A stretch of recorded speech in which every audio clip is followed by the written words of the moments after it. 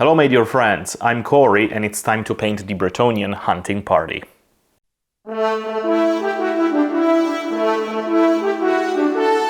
In the previous video I've painted Leoncoeur, a beautiful model from Bretonnia of Warhammer Fantasy 5th edition, a old model, but one model that still looks great on the battlefield. But what is a king without a retinue of knights and peasants following into war? So this is the reason why I will finally open and paint this beautiful box, the Bretonnian Hunting Party. This was a starter box from the 5th edition Warhammer Fantasy Bretonnia that will give you roughly 500 points. That I think it's actually maybe it will give you 500 points in Warhammer the Old War, but nonetheless, even though I don't still have my core box set of Bretonnia for Warhammer the Old War, I still have this box, which I think it's still a pretty good box, giving you a group of knights, some peasants with bows, and some peasants on horseback, so I think it will be a great starter point for my Bretonnian army. Oh, and by the way, I did a little mistakes because I'm a fool, because this box is new. Well, was new because it was still wrapped in its plastic, and I tear and open this box before filming this intro. But I filmed it, so you will see when I open this box. As I mentioned, in this box there are miniatures from the 5th edition Warhammer Fantasy Bretonnia. Some of them we can still buy them today. For example, the yeoman, you can still buy them on the Warhammer website. And I have to be honest, this kind of models for Bretonnia are my favorite, especially the Knights Errant and the Knights of the Realms. Those, in my opinion, are the best knights, even compared to the newest one. As new the knights that we could buy now are, because they are 30 years old, but still, yeah, we still have some new knights that we could buy, possibly, in the future. But at the moment, the only knights on horse that we could buy on the Warhammer website are 30 years old. But still, even though those are newer, I still prefer this ones. Anyway, I am going to open this box and paint all of the miniatures inside it. But this is not going to be a classical painting video of mine in which I show you all of the steps that I take for painting every single models. I'm not going to do that in this video because otherwise this video is going to be like hours long and I don't really want to do that. Instead, this is going to be an unboxing slash overview of this box and maybe a little introduction to what Bretonnia is and to the units that are inside this box. You know, just see it as a kind of a love letter towards Bretonnia, my favorite faction, not only for Warhammer Fantasy, but towards the entire group of games produced and supported by Games Workshop. This is going to be it. So my friends, I think I've been talking for too much time. Let's just open the box, paint the models, and just witness the glorious of this beautiful group of models for Bretonnia. Inside the box there are 19 miniatures from the Bretonnia 5th edition, including 13 peasants, 5 of them on horseback, and 6 knights, 5 errants, and 1 of the realm.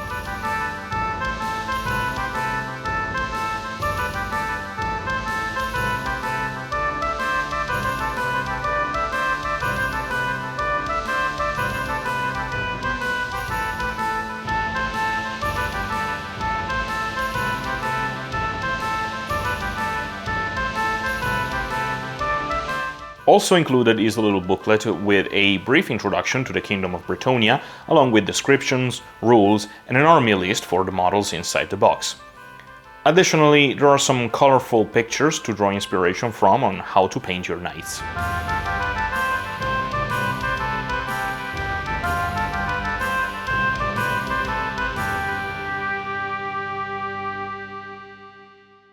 Seeing all these blisters is such a blast from the past, and I'll be honest, opening this rare piece of miniature history in 2024 is both satisfying and a little bit alienating. But miniatures are meant to be painted and played with so that you can enjoy them, and I have always found it silly to keep unopened box of miniatures as collector's items. But of course, I'm not here to judge anyone who does that, that's just my personal preference and my own opinion.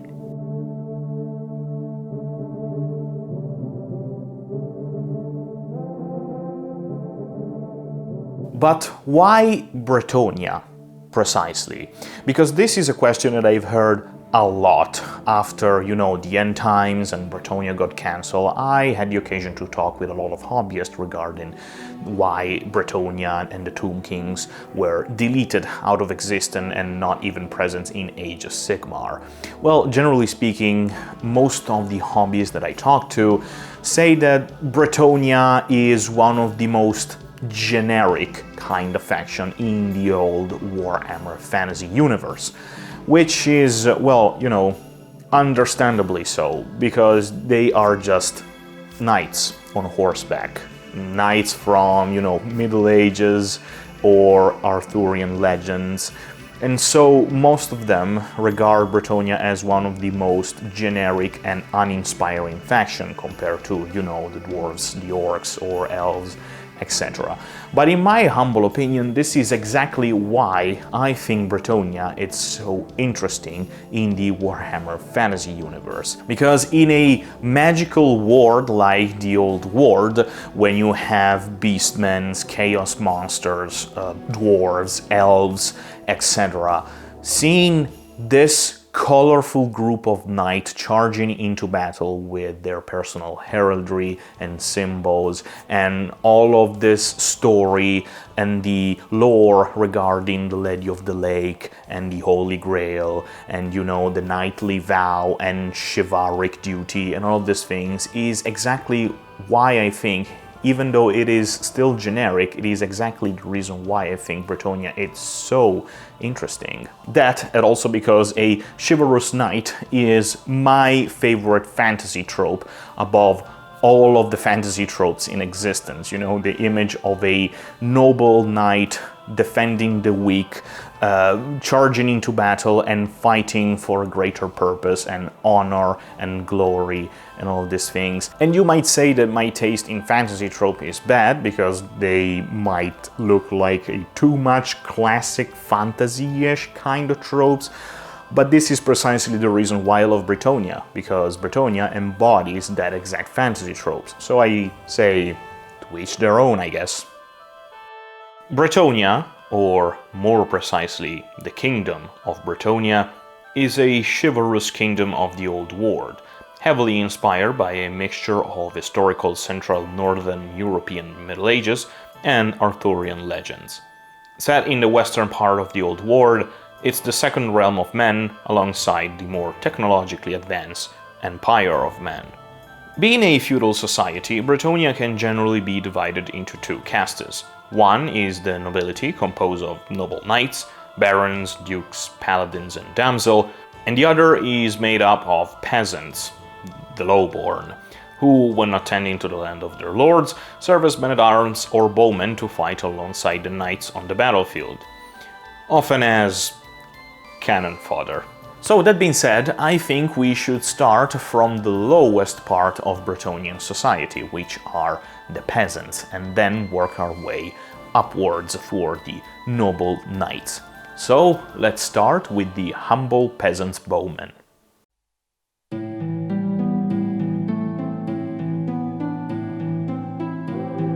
Even though these miniatures are technically squires rather than standard Peasants Bowmen, but they are essentially the same. Every peasant in Bretonnia is able to use a longbow as part of mandatory training imposed by their lord. The lore of chivalric honor prevents knights from using any kind of missile weapons like bows, crossbows, or firearms. However, since peasants are in no way noble knights, this rule does not apply to them. Therefore, it is very common to see large units of peasants bowmen on the battlefield, raining down volley after volley of arrows on incoming enemies. On other occasions, they are used as small group of scouts to ambush enemy formation, but such occurrences are rare, since bowmen are not trained in melee combat like men-at-arms and prefer to position themselves behind a wall of defensive stake driven into the ground.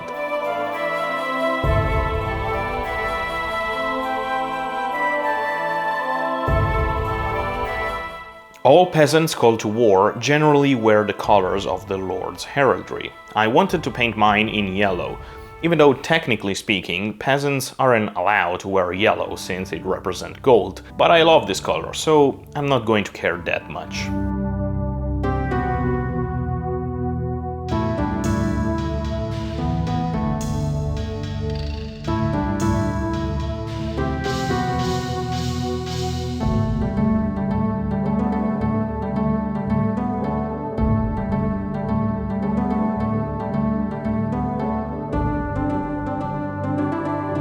But as I said a moment ago, these are not technically speaking standard peasant bowmen. These are defined as squires in the box. This is what this miniature represents, which, you know, technically speaking, it's almost the same things, but squires are not just peasants. Squires are those who help a knight by carrying their things, polishing their armor, and sometimes fight on the battlefields with them. And those peasants, bowmen, men-at-arms, squires, that manage to accomplish a great act of bravery on the battlefield are called yeomen. A yeoman is the highest rank a peasant can aspire to, and it is what every Bretonnian man-at-arms dream of becoming one day. When a peasant manages to stay alive after years of dedicated service and demonstrate great bravery on the battlefield, their lords grant them a promotion to yeomanhood. I guess you can call it that way. Yeomen are generally employed on the battlefield as scouts to keep knights informed of enemy movement, but it often happens that they will fight alongside the lords. Of course, yeomen are never going to ride proper Bretonnian war horses and instead use draught horses to ride on the field.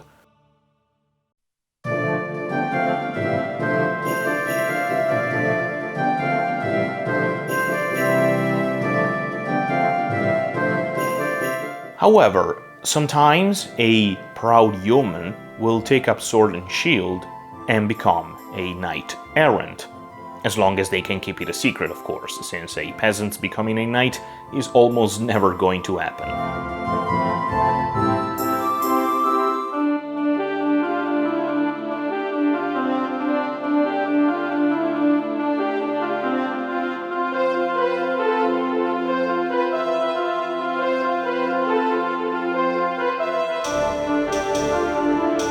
And on that specific note, I would like to vent out some frustration. Alright? Okay, here we go. Dear Games Workshop, why haven't you reworked the lore of Bretonnia to make it so that any peasants, as long as they prove themselves worthy, can become a knight? I mean, it's not something that you haven't already done in the past. In fact, this was the official lore for Bretonnia in the 5th edition of Warhammer Fantasy. Is it too much to ask for a more fair and heroic Bretonnia? You have already changed the lore so the noble women can also become knights, as stated in your rulebook and the Lords of the Lance novel, which is extremely good and a super base thing. Why not do it also for the humble peasants? Okay. Rant is finished. Speaking of knights, the noble knights of Bretonnia, one of the most iconic figure for the entire Warhammer Fantasy setting, at least in my opinion, and also the main selling point on why you would like to have a Bretonnian army. As I said at the beginning of this video, I just love the imagery of a knight as a fantasy trope. You know, a proud noble warrior in full plate armor with colorful heraldry, and it's just such a cool thing to see, and Knights of Bretonnia embodies this specific aspect. But a noble son or daughter of Bretonnia doesn't become a knight just like that. There are many types of knights, and every type of knight have his own, you know, place in a sort of a hierarchy, and there are two in this box. The very first step that a noble son or daughter of Bretonnia need to take in order to become a proper knight is to become, first of all, a knight-errant. To become a proper knight of the realm, any noble sons and daughters of Bretonnia must first become a knight-errant. These knights travels around the old world looking for a mighty quest that will prove their worth. These quests are generally called errand, and a young knight is required to complete them in order to officially become a knight of the realm.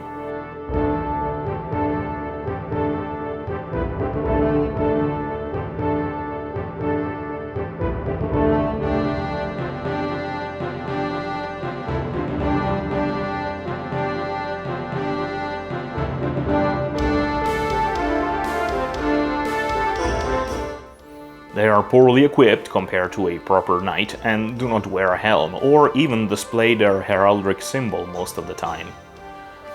In previous edition, they didn't even have their personal heraldry, since they would earn it after accomplishing their errands. To be honest, I much prefer this version, which is why I haven't put any heraldic symbol on this group of knights errant.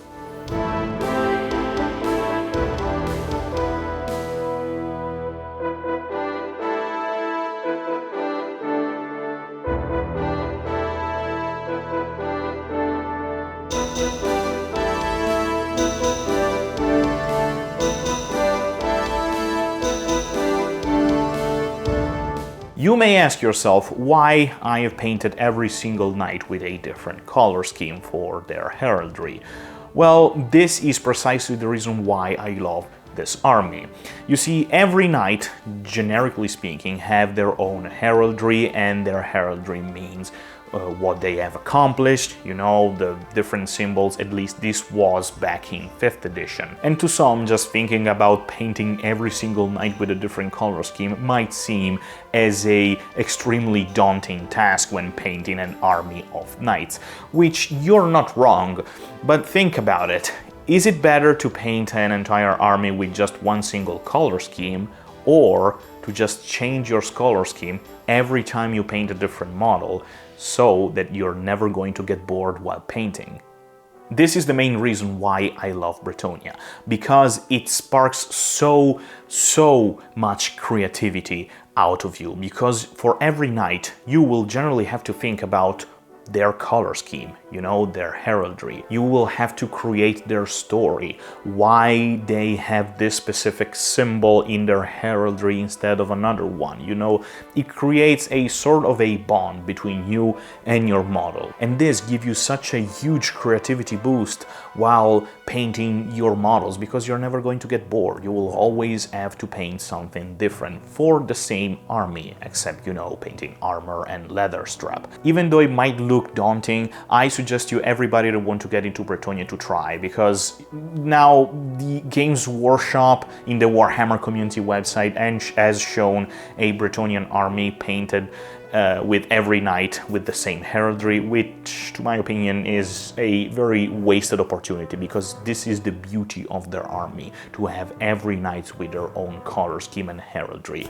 And I think this is something that everybody should try at least once. Trust me, you are going to have a lot of fun. And what has been helping me a lot with creativity and how to paint your knight were the old Warhammer Fantasy Battle Bretonnian rulebook or core book, a battle tome, I don't know, but this inside, especially this one, the 5th edition rulebook for Bretonnia, because beside being the rulebook in which are featured, you know, the knights and the models that I'm painting in this box, it is also, in my opinion, the best book with the best Bretonnians ever painted for Warhammer Fantasy. I think that you can still find some PDF around the internet for this book, and if you can't, I suggest you check it out, because when you're painting Bretonnian, seeing all of the knights, how they are painted, the color scheme, the different type of combinations of colors and heraldry, etc., it's just amazing to see the heavy metal team of that time and how they have painted the model inside this book. So if you can, just look around on eBay if you want this book, or check a free PDF on the internet, because it is really worth it. And speaking of creativity, I would like to briefly focus on an aspect of the hobby that has been almost forgotten: the noble art of painting and gluing paper flag to your models. This is one of my favorite aspects of painting a Bretonnian army and of the hobby in general.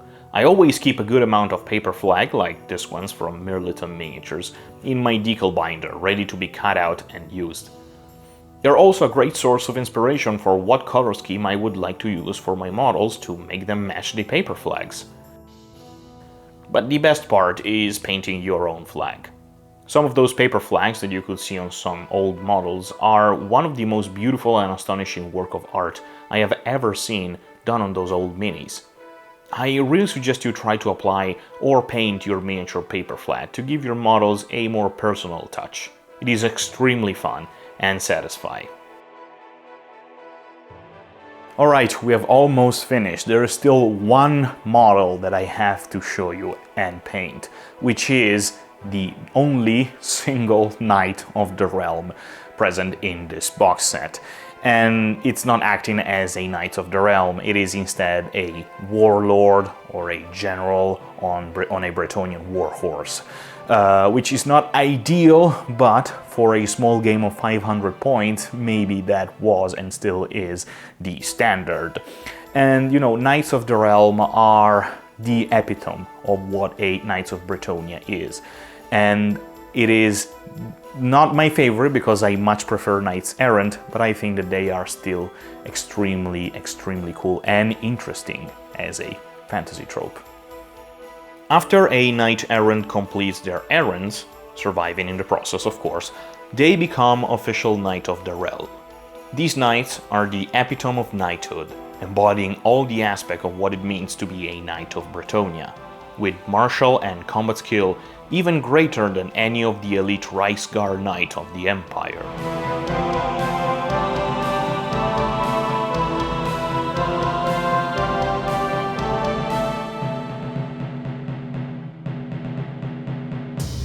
A Knight of the Realm's duty is to defend their people, the land they swore to protect, and to answer when their lords call them to war. A group of Knights of the Realm full charging in a lance formation is one of the most colorful and yet devastating sight that a battlefield could witness, capable of destroying even the sturdiest enemy formations. From a painting standpoint, the color scheme and patterns are more complicated, showing the knight's heraldry both on the warhorse's caparison and on the knight's shield and helm. I also have a good quantity of decal featuring all sorts of heraldic symbols and colors to make my knights look even more cooler and diverse. For example, I had this nice boar decal that matched perfectly with this knight's crest, so it was just a matter of finding the right paper flag, and the color scheme was easily decided.